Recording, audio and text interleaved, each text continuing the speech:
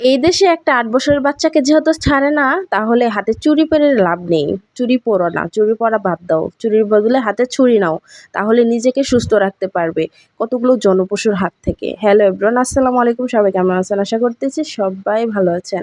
আজকে একটা নতুন ব্লগ ভিডিও নিয়ে আপনাদের সামনে হাজির হয়ে গেলাম। আশা করি পুরো ভিডিওটা দেখবেন। রোজার দিনে যাই রান্না করি না কেন, সব কিছু যেন থেকে যায়। একটু একটু রান্না করি, তারপরেও থেকে যায়। আসলে রোজার দিনে এত খাওয়া হয় না।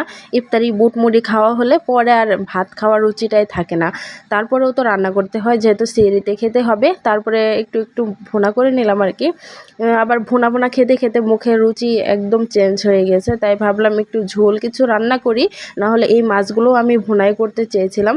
তারপর কি করলাম, সবগুলো মাছ ভেজে নিলাম। আজকে 2 পদ রান্না করব, এই জন্য 2 ধরনের মাছ একসাথে ভেজে নিলাম। তাহলে আমার কাজটা একটু এগিয়ে গেল আর কি। এদিকে সবগুলো মাছ ভেজে নিয়েছি। ভেজে নেওয়ার পরে পেঁয়াজগুলো ভেজে নিচ্ছি। এখানে চিংড়ি মাছটা ভুনা করে নেব। আর চিংড়ি মাছ হলে বাচ্চারা কিন্তু অনেক মজা করে খায়। তাদের কিন্তু আর খাওয়া নিয়ে টেনশন করতে হয় না। রোজা আসলেই কিন্তু বাচ্চাদের খাওয়া নিয়ে মাদের টেনশন করতে হয়। বড়রা তো যা কিছু না দিয়ে খেতে পারে, কিন্তু বাচ্চারা কিন্তু পারে না। তাদেরকে রোজা রেখে আবার দিনের বেলা খাবার রান্না করে খাওয়াতে হয়, এই একটা ঝামেলা। একটা বিষয় আমি খুব লক্ষ্য করে দেখলাম, আমি যখনই ভিডিওতে ভয়েস দিতে আসি তখনই দেখি চারপাশের মানুষজন চিল্লাচিল্লি শুরু করে দেয়। এরা কি আমার সাথে ইচ্ছা করে এমন করে নাকি, তাই চিন্তা করতেছি। যাই হোক, এখন আবার একটু ঠান্ডা হয়েছে, তাই ভাবলাম এখন বয়সটা দিয়ে নেই। এদিকে চিংড়ি মাছটা আমি ভুনা বসিয়ে দিয়েছি। বাচ্চাদের পছন্দের খাবার হচ্ছে চিংড়ি মাছ।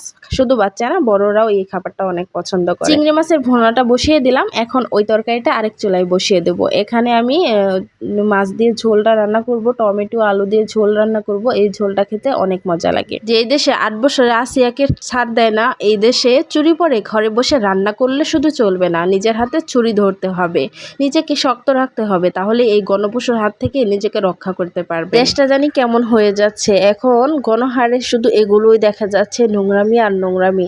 আল্লাহ এদেরকে হেদায়েত দান করুক। এই রোজার মাসেও এই মানুষগুলো হেদায়েত হলো না। এদিকে আমি সব মশলা দিয়ে মশলাটা কষিয়ে নেব। কষিয়ে নেওয়ার পরে হচ্ছে টমেটোগুলো দিয়ে দেবো।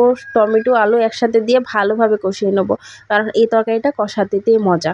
কষিয়ে নেওয়ার পরে তারপরে হচ্ছে ঝোলটা দিয়ে দেবো। ঝোল দিয়ে মাছগুলো দিয়ে দেবো, ভেজে রাখা মাছগুলো। আর এই মাছগুলো বড় বড় পিস ছিল, আমি ছোট ছোট পিস করে আর কি কেটে নিয়েছি, যেন ভাজতে একটু ভালো হয়। আর এমনিতে বড় বড় পিস করলে মশলা ঢুকে না, খেতে চায় না। যাই হোক, এদিকে আমার কষানোটা হয়ে গেছে, দেখতেই পারছেন কত সুন্দর হয়েছে। এইভাবে একদম ভাজা ভাজা করে কষিয়ে নিলে তরকারিটা অনেক সুন্দর হয়, আর হচ্ছে খেতেও মজা লাগে। যাই হোক, আমার কষানোটা হয়ে গেছে। এখন মাছগুলো দিয়ে দিলাম, দিয়ে একটু ঝোলের পানি দিয়ে দিলাম।